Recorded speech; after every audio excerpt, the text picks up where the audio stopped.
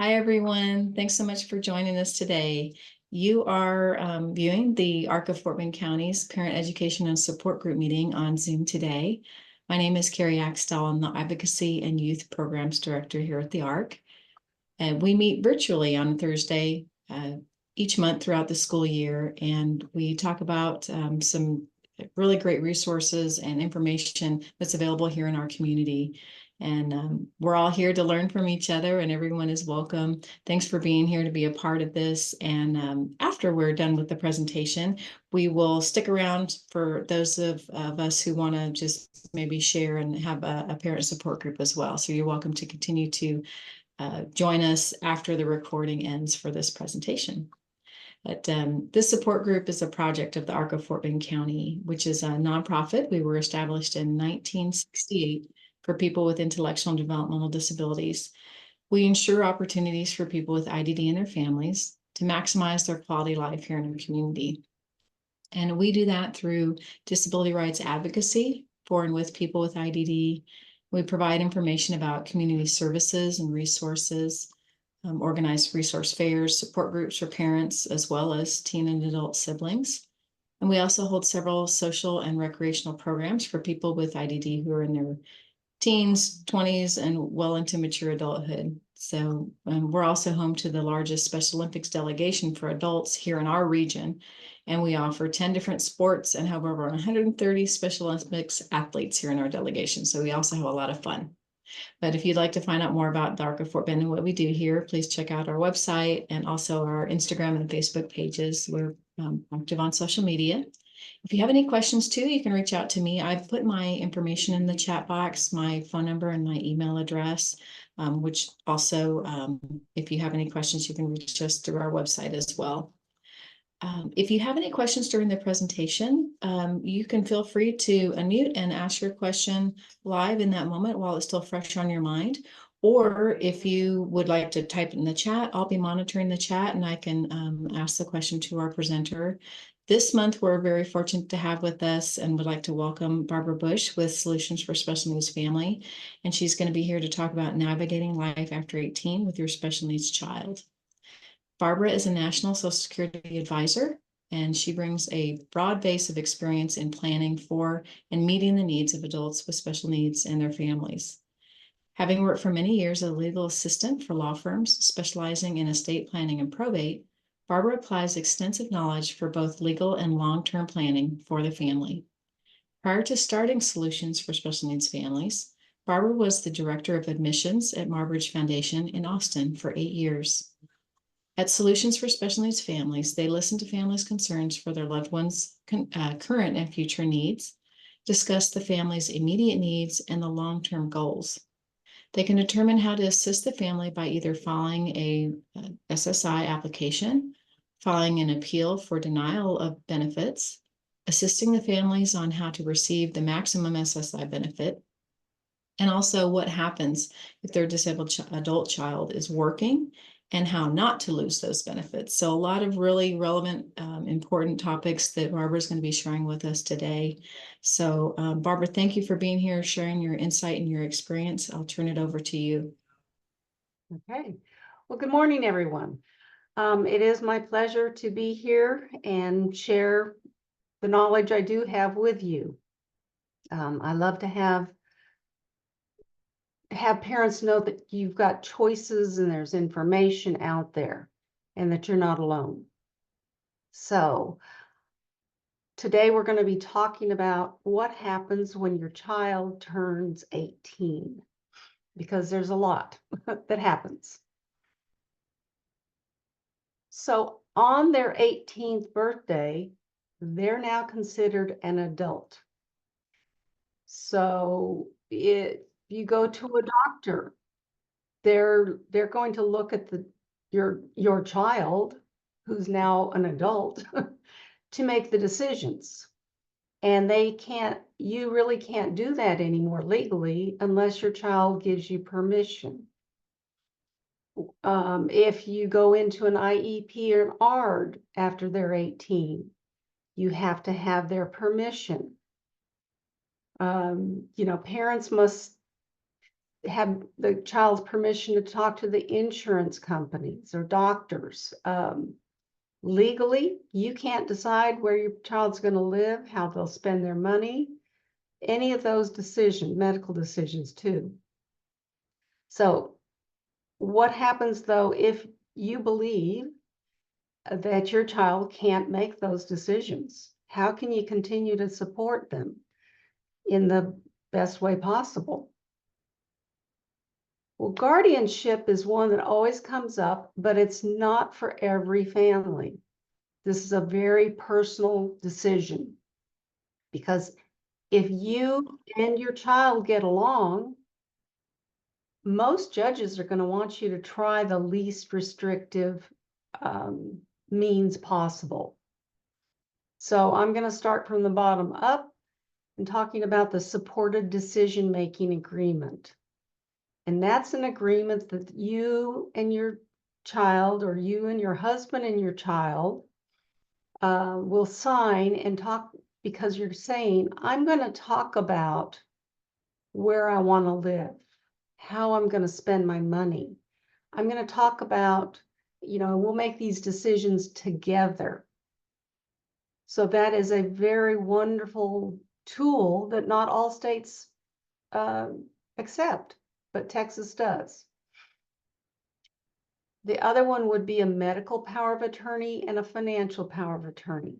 Now, medical power of attorney, you don't have to have the capacity that you would for financial, because with a financial, that's held to a higher standard.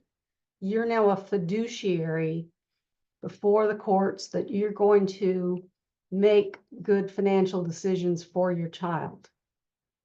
Medical power of attorney is like a supported decision-making agreement that they're giving you permission to act as their agent if they can't speak for themselves.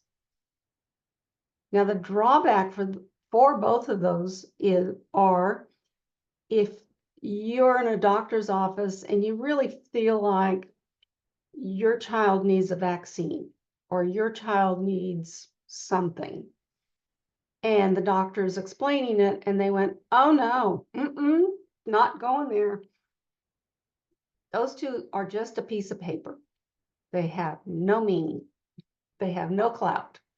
Because again, supported decision-making agreement, that means you are making the decision together.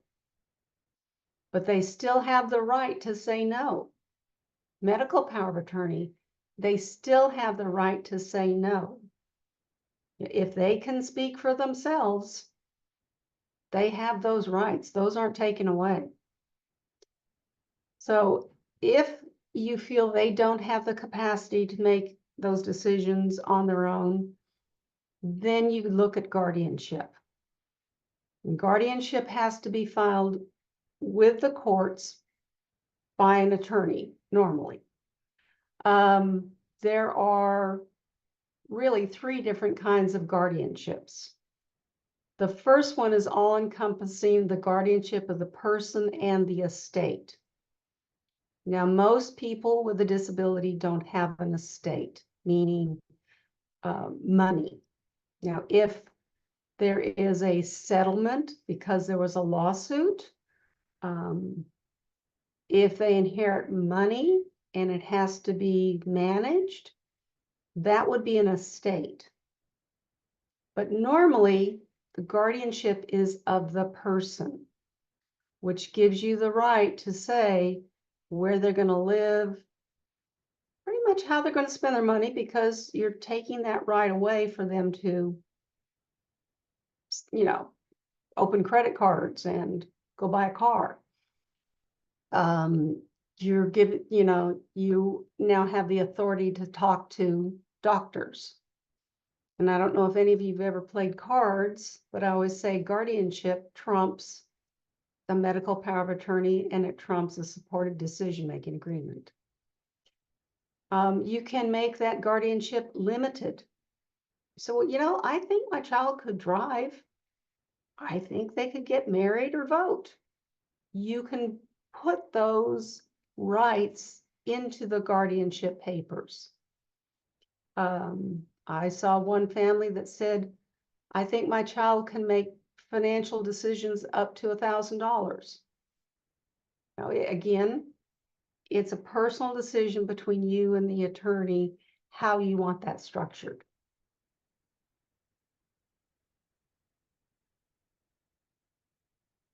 So government benefits. Some people, when they're a child, have received SSI. Now, before 18, the government looks at the parent's income and the parent's assets. And part of them, not 100%, is deemed, meaning it's looked at as the child's money. So if your income's too high, you're not going to be eligible for those benefits. If you have a serious medical condition, where that, not you, sorry, your child, that you could be living in a nursing home, you need that level of care, you can apply for what's called MDCP, Medically Dependent Children's, Medically Dependent Program. Program. Sorry. So, Yep. thank you. And with that, they don't look at the parent's income. With that, you get Medicaid and possibly SSI benefits. But as soon as your child is 18, again, they're an adult, Social Security has a whole different way of, they have a whole different criteria to say, well, now we have to look at the adult criteria to see if that person meets that same level of disability. And so you may have to then again reapply to get that benefit. So, but the one thing at 18, they only look at the child's income and assets. So normally, again, your child with a disability doesn't have a lot of assets and income, hopefully. Barbara, is that number still the assets total to qualify for SSI? Is that still about $2,000 or has that changed? It hasn't changed since 1986. Yeah. Now they keep talking about it, and hopefully our Congress will listen to that, because in California it's now 10,000. Oh, wow. Oh, okay. So I didn't realize the state can determine if they will allow a higher amount of money before they. Oh, Yeah. okay. Yeah. I thought that was federally set. I didn't realize that was set by the state. Yeah, right now it can be set by the state, but Okay. we are at 2,000. Okay. So divorce is high, period, but divorce is even higher when you have a special needs child. It puts more strain on the family. I hate to say it, but a lot of times, the mom is the caregiver and doesn't have enough mental and physical capacity to truly take care of everyone else. So in Texas, know that if you get a divorce, your child is entitled to child support past the age of 18, because the disability does not go away. It's not something that at 18, miraculously, you don't have Down syndrome anymore. You had it at 17, you'll have it at 18, and you'll have it at 19.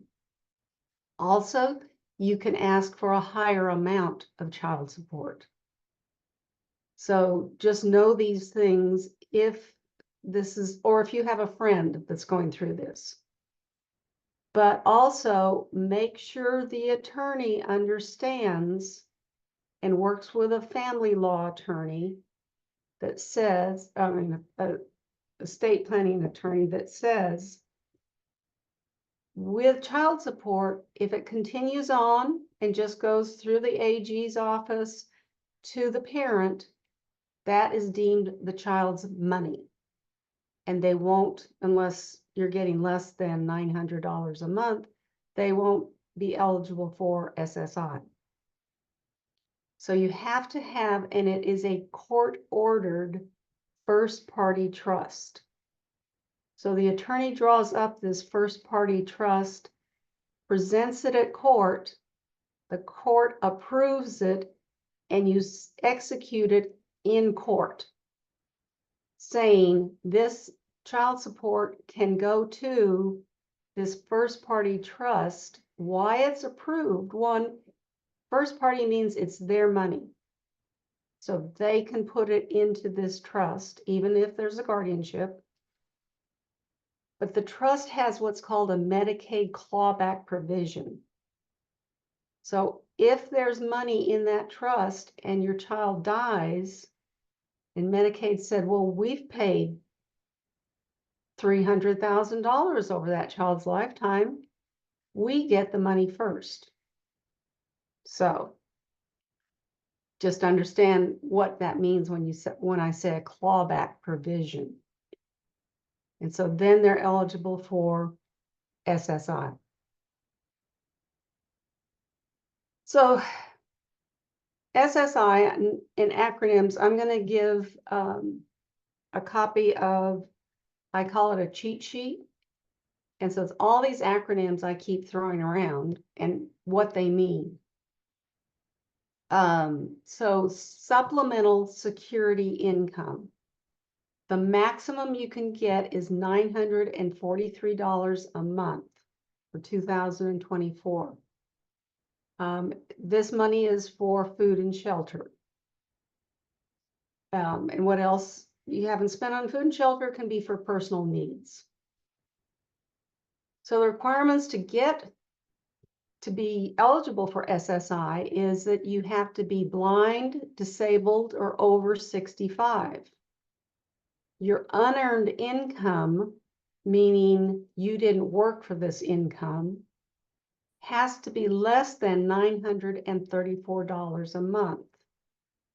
Your earned income has to be less than $1,000 a month, and you have limited resources. Again, that $2,000 limit. Now, briefly, I'm just going to go on this earned income under 1,000. Once you're approved, your child can earn and make more than that. But Social Security looks at it differently during the application process. Is somebody? Oh. You must have a severe disability that will last 2 years or until death and prevent you from earning over $1,000. A substantial wage is $1,500. Now, none of us could live on $1,500, and we couldn't live on $943 either, but that's their rules. Supplemental security income is a welfare program. It's for someone just like this that doesn't have a lot of resources and hasn't worked and earned credits, and we'll go through that. So here it is, no work history or not enough credits to qualify for other benefits. And later on, I'm going to go into depth in what that means. So qualifications for SSI is an automatic qualification for Medicaid in most states. Texas, it's tied together. So Medicaid, when an individual qualifies for SSI, they get Medicaid. To remain eligible for Medicaid, the individual's assets and resources must not exceed $2,000 at the end of any month. That means if you have 2001, you lose Medicaid. So that is a number that you should always watch. You must receive at least $1 from SSI to keep your Medicaid. Hey, Barbara. So one of the things I was just Mhm. gonna maybe point out too, to talking about and thinking about this $2,000 in assets. That's why everybody talks about if your child, if you don't have a guardianship and they have a bank account in their name, that's where Social Security is going to be looking at that they have a bank account and they've received birthday money or they've got Mhm. whatever kind of money, and if it's more than $2,000 in the account, then that's what will be counted against them. So that's where these other things you're probably going to get to here shortly, like between the special needs trust and able accounts, that's when that comes into play to help. So they can still have that birthday money, but it's Right. just not in an account that's just in their name, and it's in a special account so that it doesn't count against them. Right. Correct. So income, Social Security thinks that food and shelter, cash and assets are considered income. So food and shelter means they're living in your house. So you're providing a room and bedroom and a bathroom for them, utilities, and you're providing them with food. Well, if I came to live with you, you'd probably charge me rent. You'd charge me for the food I'm eating that you're paying for. So they consider that income to the child. So only the earned and unearned income of an adult child is counted, not the parents. Earned and unearned income reduces the SSI benefit amount. So Social Security puts income into two categories. Unearned would be Title II benefits. That means Social Security disability insurance from their own work record, retirement survivor disability insurance, and that would mean from a parent's work record when they start drawing their benefits or they die. That's Title II benefits. If the child's receiving money from VA benefits, that's unearned. Assets and gifts, again, unearned income and child support. Earned income is food and shelter in lieu of wages, and wages, meaning you're working for money. So this is their calculations. So this person is working. We're going to assume this person also has worked enough that they're going to receive Social Security disability. So they're making $765 a month, gross, not net. Social Security is very generous, aren't they? They say you can keep the first $65. That doesn't count. Now, if you aren't receiving a Title II benefit, then it would be 85. But in this case, my example is going to be just 65. So now your gross income is 700, their countable income. They divide that in half, and your countable earned income is $350.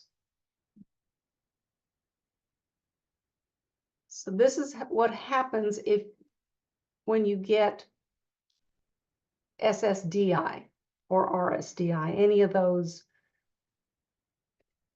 federal benefits, and their entitlement benefits, meaning you worked, you paid into the system, you're entitled to that money. So they're getting $220 a month from that Title II benefit. Again, the generous government said you can keep that first $20. So now your countable earned income is 200. They don't divide that in half. It's 200. Now they're living at your house for free and they're not paying you rent.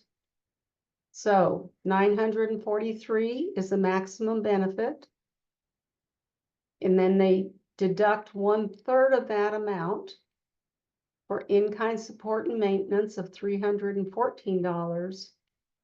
Your benefit is $628 in some sense, and I rounded it up to $629. So this is how it looks all together. So at the top is the unearned income of $220, your earned income of $765, your exclusions of $65 and $20. So your earned income is $700, divided by 2 is $350. Your countable unearned income is $200. So all of those two numbers plus that $314 are all going to be subtracted from the maximum Social Security benefit. So then your benefit amount is $79 a month versus $943. But again, think about this, you are getting 220 and 765 plus 79, which is more than your 943.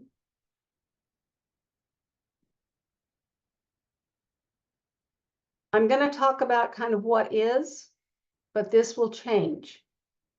And I'm going to send Carrie a revised presentation. But as it stands now, Social Security is looking at your current market value. So what is mom and dad, what are they paying? So they're paying for mortgage, insurance, and taxes. And I'm saying it's $3,000. The average monthly bills, $400 for electricity, water, and sewer, and $800 for food. So the total monthly expenses are $4,200. There are 4 people living in the household. You divide that $4,200 by 4. Well, what your child should be paying you rent is $1,050.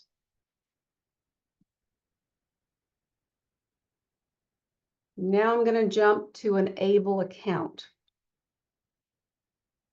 So an ABLE account means an Achieving a Better Life Experience program. And it was encouraged to assist individuals with disabilities and their families in saving money to pay for expenses, maintain an individual's health, independence, and quality of life. You can spend almost anything with your ABLE account. 4 states offer an ABLE account without a possible Medicaid clawback provision. This hasn't been tested because it's new. So if you live in Texas and you open up an ABLE account in California, they don't have that clawback provision. It's possible they might not have that clawback provision for the ABLE there. It's possible they might, but I'm always of the opinion you try for the best. They also don't have a fee if you don't live in their state. The reason I never recommend Texas is not a bank. You have an account, but you can't have anything directly deposited into an ABLE account because they have no routing number.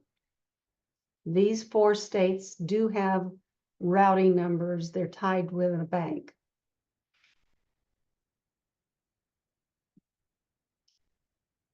So funds in the account, they're qualified disability related expenses, which are any expenses related to the designated beneficiary's blindness or disability that assist him or her in increasing or maintaining their health, independence, or quality of life.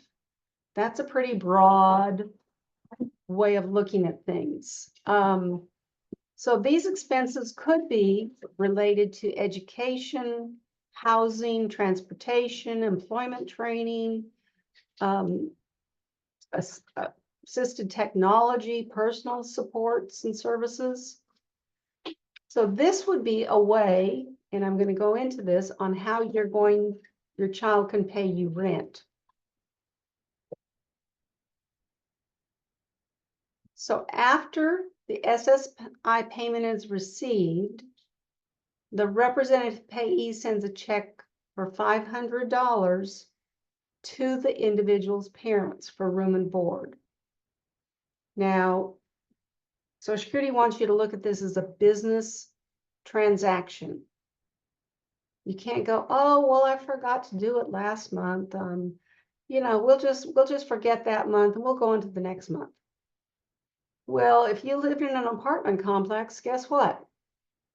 They're not going to let you say, oh, well, sorry. Let's just forgive that month, okay? No, that's a business transaction, and they're going to say, no, you pay. So if you don't do that, because Social Security does monitor that account with the SSI, money goes. They also monitor the ABLE account. So it has to be done every single month. So the trustee of a special needs trust, first party trust, or just the parents or grandparents, you can contribute money into an ABLE account up to $18,000 a year. So each month, parents are going to take out $550 and pay themselves. So sounds a little crazy. You put money in, and then you take it out and pay yourself back.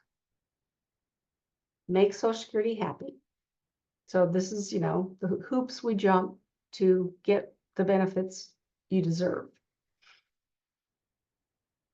So again, this is all sent to, and I ask mom and dad to always have a separate either savings account or checking account, but make it clean. Only thing that goes in that account is rent. What you do with that money is totally up to you. You know, if it is, you know, again, you have a first party trust, you don't want that to go back to Medicaid, the government. So you can put money into the ABLE account. Then you take that same amount out and you pay yourself. Now there's no Medicaid clawback because it's wiped clean or laundered, but we won't go there. So this is my diagram. You know, in my other example, I used 500 and 550. It could be 600 and 450 from the ABLE account, just as long as it adds up to the rent. So your child is getting $629 from SSI because SSI doesn't know they're paying rent.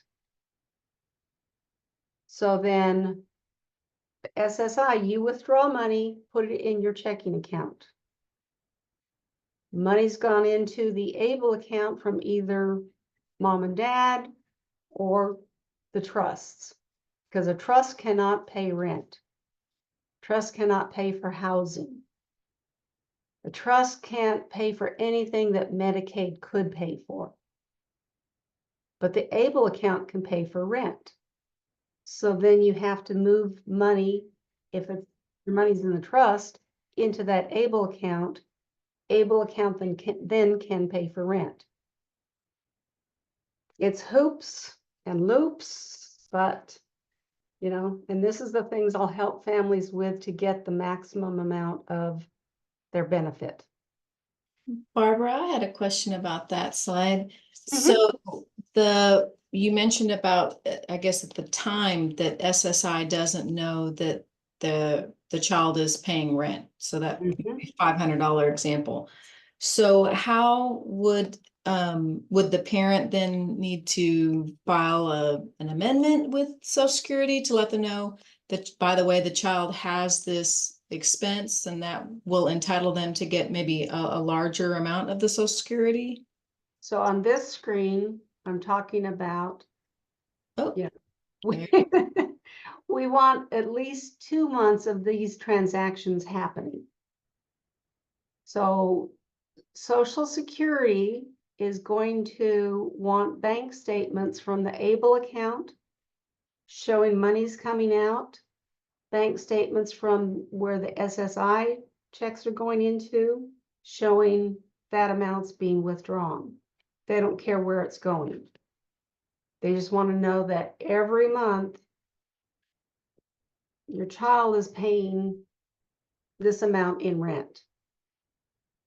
So then there's a rental agreement, and then there's a Form 8011.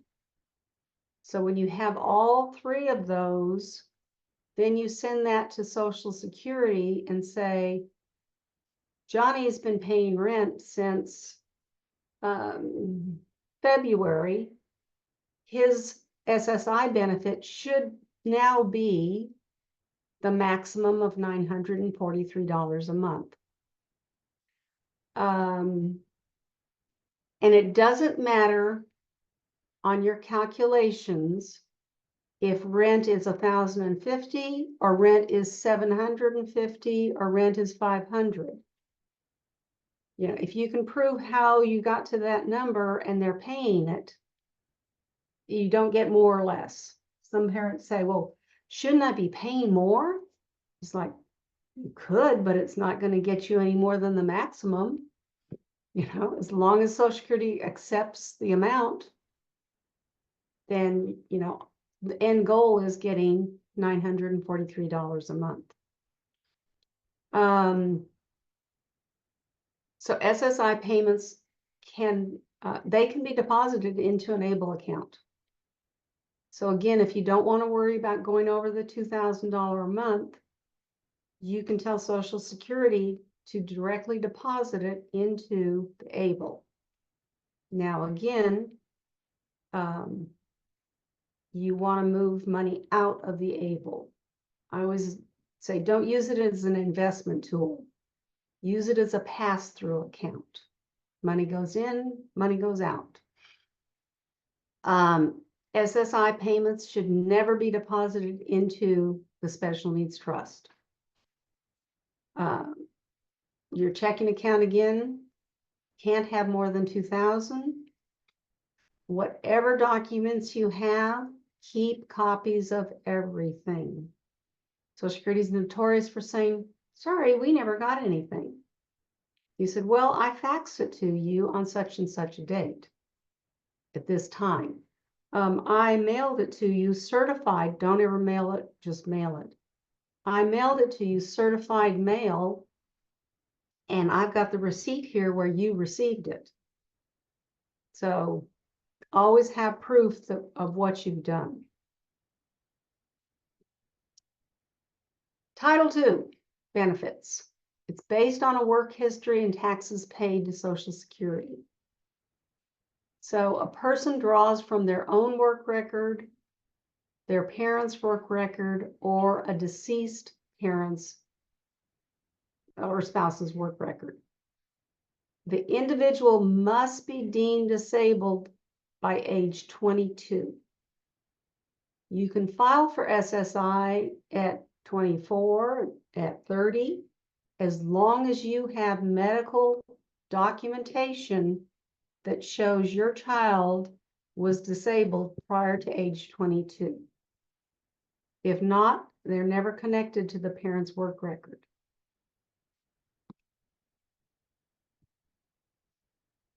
So when a parent applies for their own Social Security benefits, your child is now called a DAC, a disabled adult child, and they're entitled to receive 50% of what the parent's benefit is. That doesn't take away from the parents. It's an addition to. And 24 months after you start receiving that benefit, you get Medicare on top of Medicaid. So now you're duly covered by insurance. When a parent passes away, the disabled adult child gets 75% of that parent's benefit. So we're gonna play with numbers, and I like nice even ones from my little brain. Parents receiving $4,000 a month. So when they start drawing that, their child is entitled to $2,000 a month. Well, you're not going to get both SSI and the Title II benefit. It's going to be the greater of. So you don't get the benefit, you keep Medicaid from SSI, but now you're getting $2,000. So you've increased. When your parent passes away, your child gets $3,000 for the rest of their life.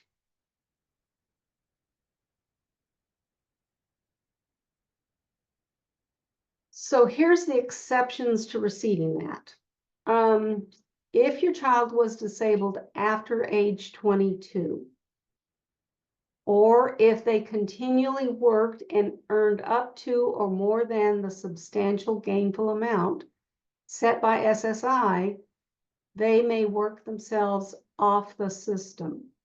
What that means is Social Security said, well, you can earn that much, so you're not disabled anymore, so you don't get benefits. So this is something parents need to be aware of. So John was disabled, has a diagnosis at age 3. Parents did not file for SSI benefits. John started working in 2022, making $1,344 a month. And he earned that from April to December, 9 months. This is called a trial work period. So you can make any amount over what Social Security has said is the amount, which is lower than 1344, for 9 months, and it doesn't count against your benefits, which this would be $14 an hour times 5 days a week is 420 times 4 weeks. Now you're making 1,680. I know these are a lot of numbers, and that's why it's good to have this presentation to go back through and pick it apart. So in 2023, John's boss likes him and gives him a 50-cent an hour raise. John is now in the extended period of eligibility and cannot earn more than the substantial gainful amount. And I apologize, that's 2023's, well, we're talking 2023. That was the substantial amount in 2023 of 1,470. Now he's earning 1,740. By March of 2023, John is no longer connected to his parents' work record. He is only eligible for his own SSDI when he quits working. You can't file for Social Security disability and be working, because that goes against everything you're saying. I'm disabled and I can't work. But if you're disabled and you can work, Social Security is not going to give you money for that benefit. Now, if your parent is receiving Social Security disability because they're disabled and their child has a disability, they're entitled to receive half of the parent's benefit. The child must be diagnosed with a disability, again, prior to age 22, and may continue through the child's lifetime. Depending on the amount the child is receiving, and when they're receiving, the money from a parent, is called retirement survivor disability insurance. The child may also qualify for SSI and Medicaid, depending on what that number is. Again, it's going to have to be less than $943 a month. A child receiving RSDI is not eligible for Medicare until they're 18. So if your child is disabled, deemed disabled, and they're 5, they're getting half of the parent's Social Security disability. If they're not getting SSI and Medicaid, they're not insured through the government. You'd have to have employer insurance or marketplace insurance.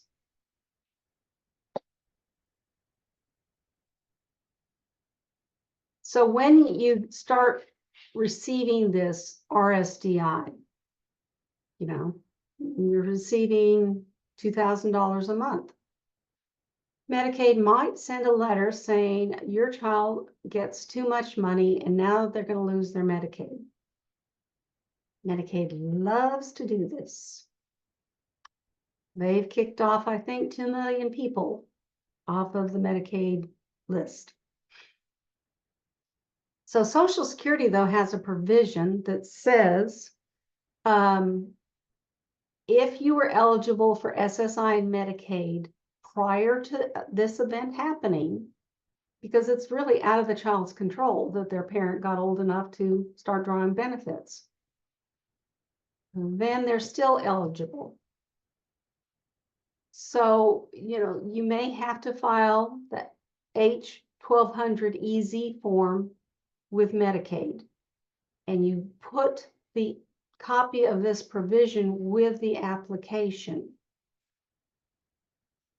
And so a disabled adult child or childhood disability benefits.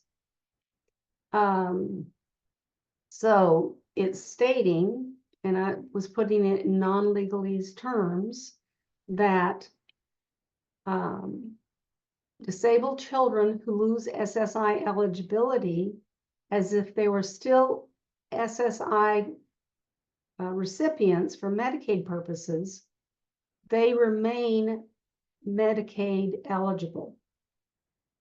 So just because your parent retired and child's now receiving that Title II benefit, they lose the SSI benefit, they're entitled to keep Medicaid. So, you know, this is something I help parents with a lot, because Medicaid is very important, especially if you're on the Medicaid waivers, which I highly encourage all parents to be on the Medicaid waivers. So if you're wondering how to manage work, family, life, school, doctors, even a social life, and now you have to learn Social Security rules. You know, it's overwhelming, and that's why I've started the business I did, because to take that one burden off of your shoulders, and you still have to handle the schools, and you still have to handle, you know, your whole family's life. Doesn't mean you just, you know, if you have one child, you focus on one child, but a lot of people have 2 or 3 children, and one's going to sports, one's going off to college, and one's going here, and one's going there. I mean, it's a lot. And then to have to manage Social Security.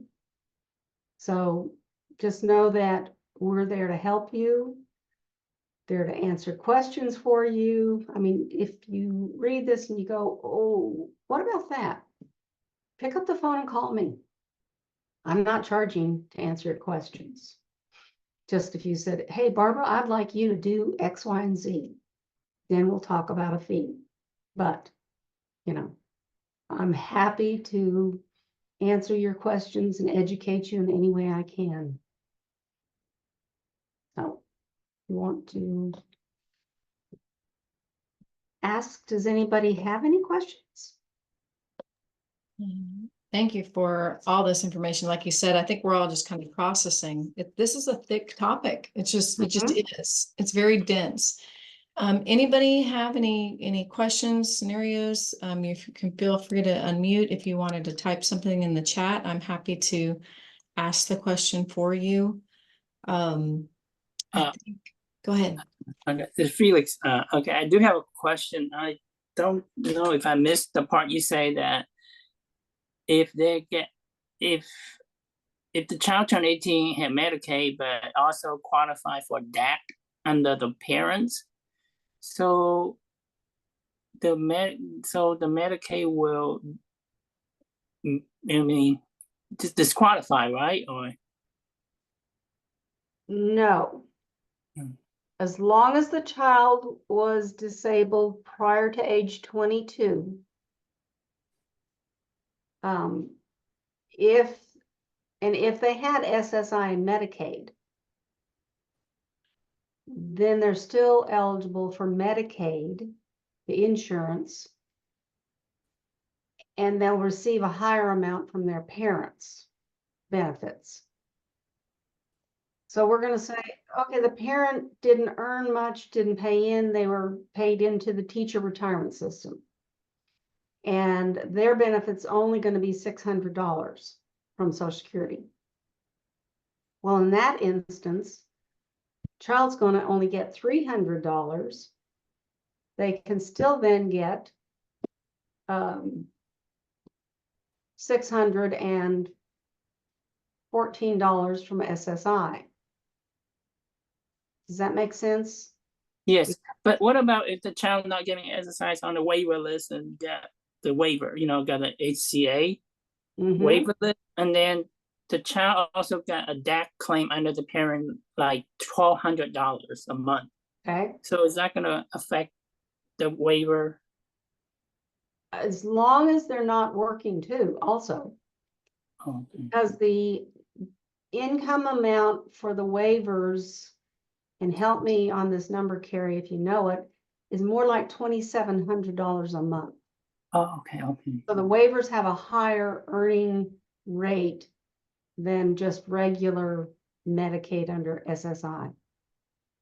So the 2,700 is that earned and unearned? It's either or Combination. combination? Okay. So if they're getting 1,200, or they're getting 2,000 from the parent, and they're getting 800 from working, that's over that limit. Okay. May I ask another question? Sure. So, okay, so the ABLE account, they have fee every month, right? I think. Correct. And I also, when the child died, the money go to the state. The parent cannot get anything. Right. I mean, Okay. in the way it's set up now. Oh, okay. And that's because of the Medicaid clawback that Barbara was referring to. The way the state sees it is that, look, we let you keep that money. We let you have that money while your child was alive, and we paid you state benefits. And when your child passes, if there's anything left, we're going to get that money back. So that's what the Medicaid clawback is they're not going to allow. Well, and it's did Medicaid pay for anything? Did they pay for prescriptions? Did they pay for you to go to the doctor? Did they pay if you went in the hospital? They're going to say, we're totaling up all of those things we paid for, and we're going to take that money out of the ABLE account or the first party trust. So if there's no money in the ABLE account, it's your regular math. Okay, so if the child never get SSI, never get Medicaid, so this is just for the waiver. On the waiver, does that apply to? So tell me that question again. Oh, does Medicaid fallback, right? Does that apply to the waiver? No. If the child never get SSI and Medicaid. No, it's only applied to the ABLE account and a first party trust. Okay. Mm-hmm. I mean, I think it could be if your child had a checking account, which, but they can't have over 2,000 in that. No, my question is, okay, if it's like a 18 years old child died, but he never get SSI or never get Medicaid, but he's on the waiver. I mean, he's on the waiver. So will the Medicaid using the waiver Nothing to to get the able account money? Well, nothing happens if he's never had Medicaid and Mhm. Medicaid hasn't ever paid for, well, the waiver is Medicaid. Yeah, maybe. Yeah. Right, and so it depends on what his assets are. That's why I say able account should be a pass-through account. You put money in, you take money out. Yeah. Okay. So if Oh, there's not, if the person who passes, the child, a disabled adult child who passes, doesn't have any money left in the able account when they pass and does not have any money left or, in their own personal name, then there's nothing for Medicaid to get back, right? So that's what Barbara was suggesting, is that okay. you don't have that money. That's what she's saying, use it as a pass-through. So you put in the rent money is going to the able account. Well, the social security check is going into the able account. Make sure your child is spending that and not using it as a large savings account that they've got $20,000 in there. And then they pass away and Medicaid is going to say, well, at the time of the person's death, there was $20,000 in this able account. They were using it like a savings account instead. Well, Medicaid's going to see that you didn't need that money. Well, or they're gonna say, you owe me that money. Yeah. I paid for X, Y, and Z, Yep, we're gonna get it and back. I paid $100,000. And, we're gonna take 20,000 and pay us back. Now, they can't ask you for money, they can't get money from a third-party trust, but they can from the able, a checking account in the child's name, and a first-party trust. Okay, thank you. You're welcome. Great questions. So I do have some more comments here that I'm seeing in the chat. One of our participants, Candace, says, I'm not sure what to ask at this point, but thanks for the presentation, just to start thinking about these things and knowing that you're available as a resource. Queenie asks, so my child gets SSI now, but she will turn 18 during her senior year next year in high school. Will SSI consider her being on SSI prior to continue receiving benefits once she turns 18? They will consider it, but you still have to reapply. It's not as difficult, really. Well, it can be. You have to file a adult function report showing, and in those reports, you always show what your child has difficulties with. Don't paint a glowing picture of, the loving eyes of the parent that, oh, well, of course she can do laundry. Well, I have to help her and remind her, but she can do laundry. She can cook. Well, I have to get everything ready for her and I have to supervise and I have to wash all the dishes, but sure, she can cook. They look at that and go, well, she's not disabled. So you want to, with words, paint a picture of things that she has or he has difficulties with or cannot do. Again, make sure you continue to take your child to a doctor or a therapist, psychiatrist. Keep all the notes because Social Security is going to want that at some point. And then I know Teresa had a question. Teresa, if you want to unmute, you can ask it. Yes, ma'am. Thank you. Thank you so much.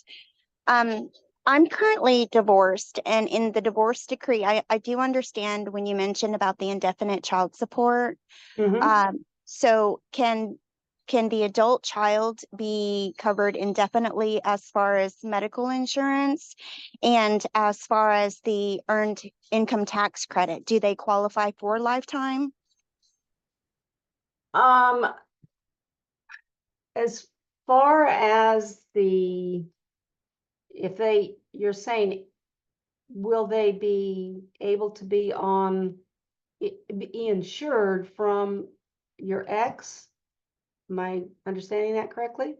For lifetime insurance? Yes, ma'am. I think the age out age of like private insurance is 25, if I'm not mistaken. I just don't know, just receiving my divorce decree, whether if I could change that for the benefit of my son, my adult son, because private insurance, there's an age cap, Mhm. and do they receive private insurance for a lifetime just as indefinite child support? No, I mean, that's up to the insurance company.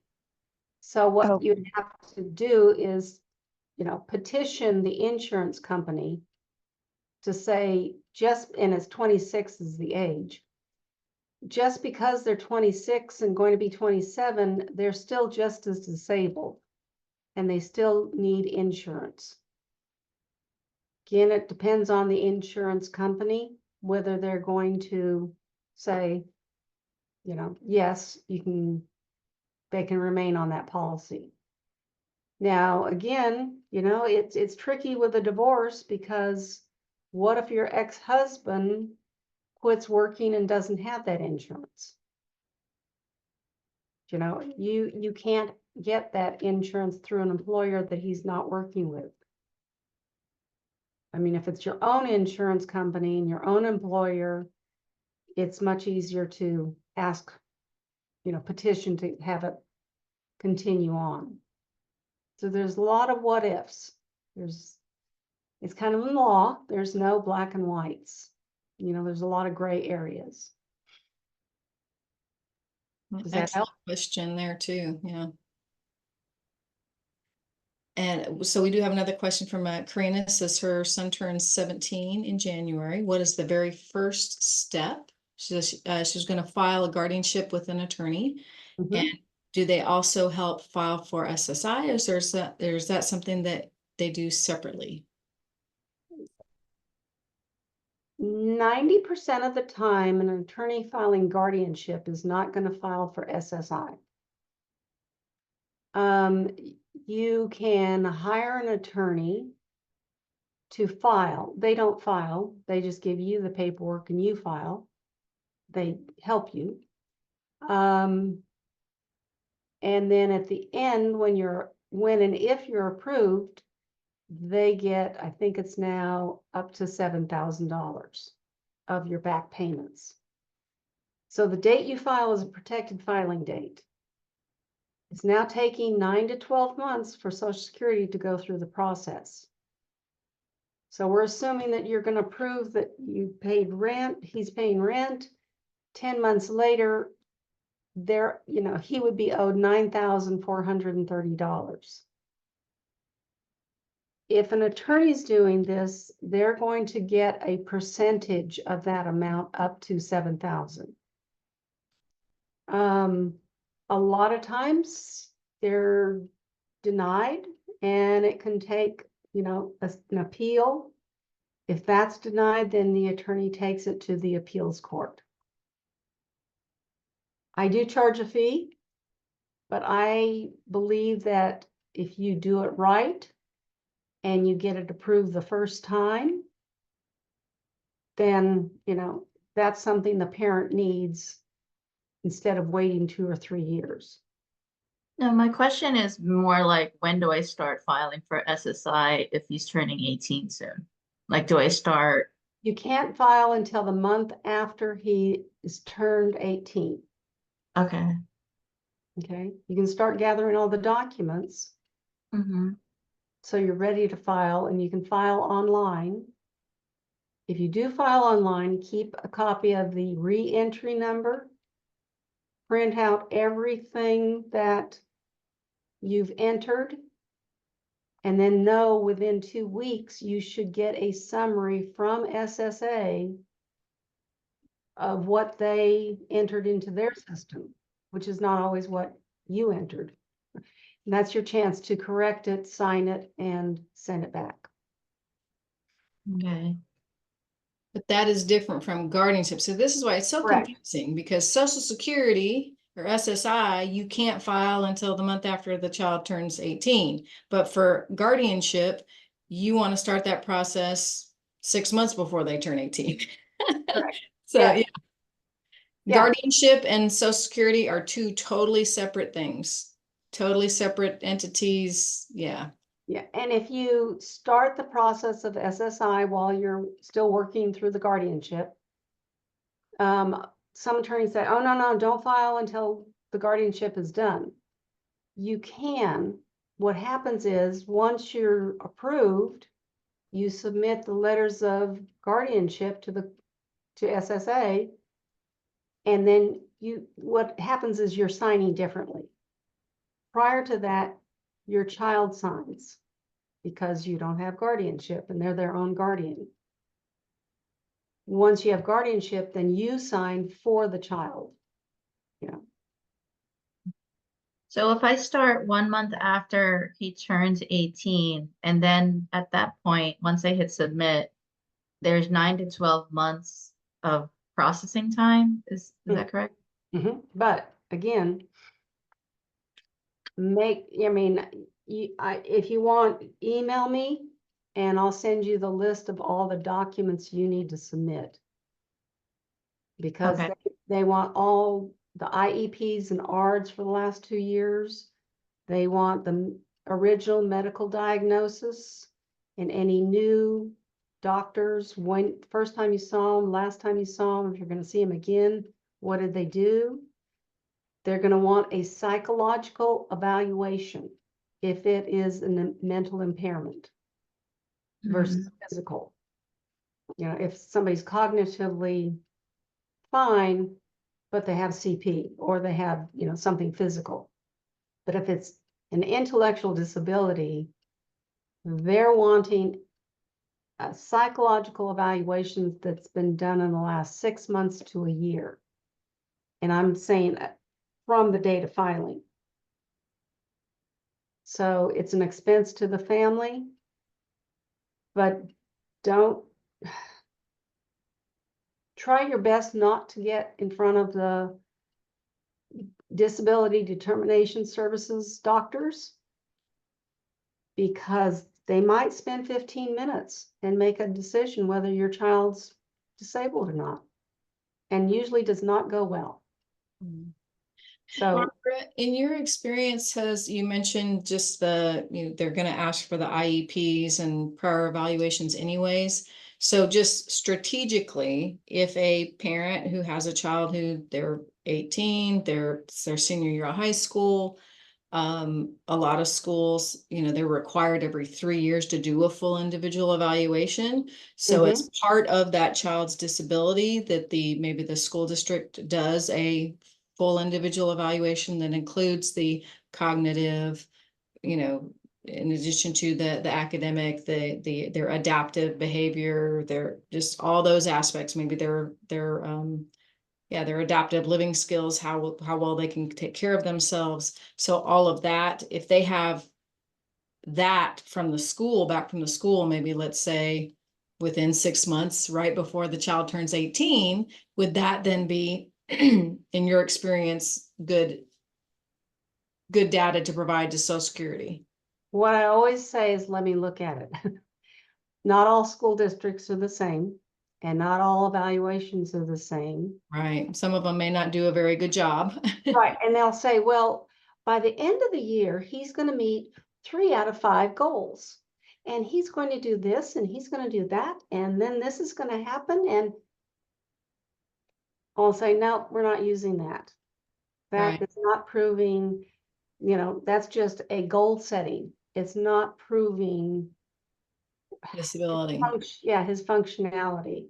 So I would follow up with that. So parents, if that is something that you're up against and your child's their senior year, because it typically sometimes, turning 18 years old for many students falls around the time of their senior year when the school district is needing to do that final evaluation before exiting them for special education services, or determining whether or not they need to continue to receiving special education services, through the age of 21.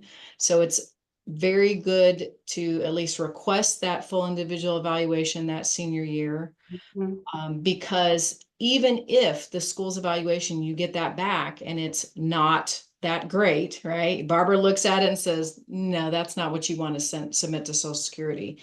Then you as a parent still have the right well, if the child's turned 18, then hopefully you have either the guardianship in place by then, so you can make educational decisions for them. But then you can request an independent evaluation at public expense. Then you can choose Great. a better evaluator to do the cognitive, to do the adaptive behavior, Right. to get all that data that you want, to then be able to submit that to Social Security. That is great. So Hey, that might be a strategy to use to at least this initial evaluation. If the schools isn't quality enough, then request that independent, and then the school will pay for the independent, as long as the child is still in public school. And so what happens when you file, the first thing that happens, Social Security looks at the financial aspect. You know, they get the Social Security and run it through Equifax. Are there any assets that the parent hasn't told us about? Are there, you know, what's in that bank account? What's here? What's there? And if it's like, okay, they have under 2,000, now we send it to Disability Determination Services. That's the backlog. Since COVID, they've lost caseworkers and they've lost doctors. And that's what can take 9 months. Because they send it over and then it waits until it's assigned to someone. Then it's assigned, then they finally look at it and they send you, oh, fill out this form, fill out that form. And, oh, and we need it within 5 days. You know, we've waited this long, but we're going to have you hurry up and get it done.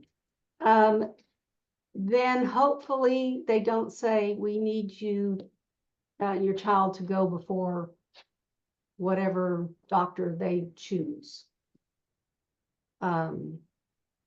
If you do, just try to school the child to say, I don't know that question, ask my mom, or, you know, because if they can answer all these questions and they just have this great rapport, likelihood is they're going to deem them not disabled. So it is a game. It's a horrible game, but it's a game we fight for the parents all the time for.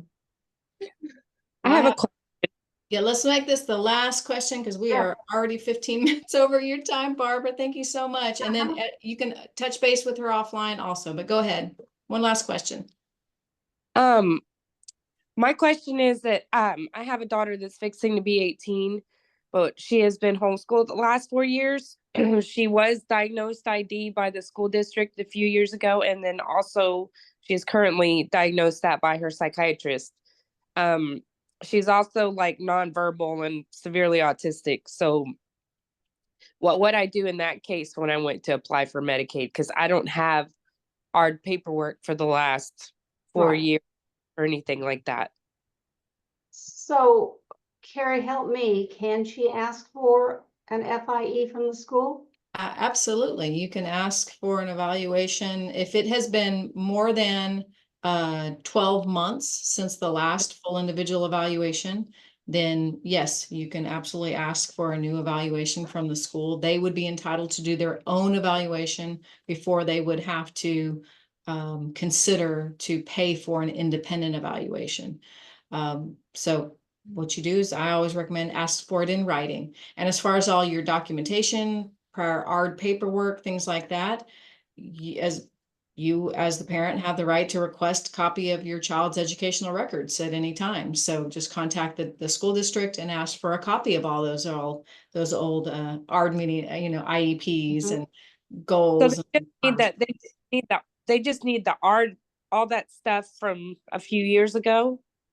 The latest, whatever you have is the latest. The latest two from once they turn 18. Because again, you're not, well, I guess maybe you're asking about to apply now as a child. Well, 18. I think she's applying at 18. Go ahead. Yeah, we'll apply at 18. I'm going to apply for her at 18, but she hasn't been enrolled in the school system for years. Okay, so then who's providing her education? Is she homeschooled? Are you doing it? Yeah, at home. We do in-home training. Like, Is it homebound? It's life skill training at home. Okay, but is she receiving homebound services through the school district? No. No, okay, all right. So you are your child's educator then, so you would have Right. to fulfill whatever educational documents that you keep track of. So my But I other don't question, know what Social Security needs from that. They're gonna need an evaluation though, I'm sure. Mhm. well, that's my other question. Like, would an evaluation of ID from her psychiatrist be sufficient? No. A No. a psychiatrist doesn't do psychological evaluations, Okay. only a PhD psychologist.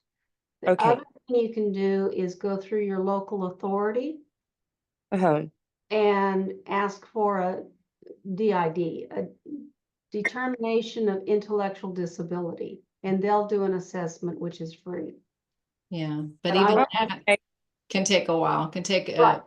here in at Texana right now, their wait list is about a year to get an evaluation. Right. Okay. Or I can play what you said, a psychologist or a what do they call that? What the school district uses. LSSPs, licensed specialists in school psychology. Yes, whoever gives the Mm-hmm. diagnostician. I don't know if I said that right. Yeah, The di- it depends on, again, what they say, you know, but being nonverbal and severely autistic, that's, you know, you have a lot going for you. Disability, yes. You know, I hate to always sound not the loving mother, you know, because I'm looking at how you're going to get approved. Oh, I basically do everything for her. So Yeah. she's not capable of doing things, not even bathing herself or anything. So Yeah. Yeah. Yeah. Okay. Any doctor information. okay. Thank Right. you.